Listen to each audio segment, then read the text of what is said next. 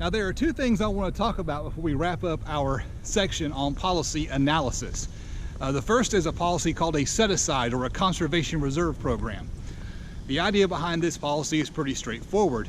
We ask a farmer to set aside some percentage of their cropland, and the net effect is that setting aside that land causes the supply curve to shift inward, which of course puts upward pressure on prices. These kinds of policies usually work in tandem with other policies. So for example, in order to qualify for a non-recourse marketing loan, you might be required to put land in set-aside.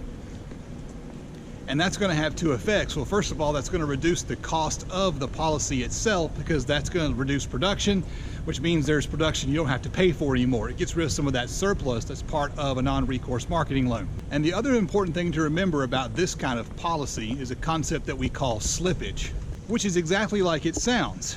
If you ask a farmer to set aside 10% of their cropland, well, that farmer's not stupid. They're going to set aside the 10% that is the worst. They're going to set aside their worst cropland first, which means their average yields are actually going to go up because you take the bad cropland out of production. And the other interesting thing that happens, that farmer's probably going to spend the same amount on fertilizer, which means they're going to put more fertilizer on the 90% that's left, further boosting the average yield on the land that's left. So if you pull 10% of the cropland out of production, you don't reduce production by 10%. And that is what slippage is. Now, the other topic I want to talk about is food aid and nutrition programs.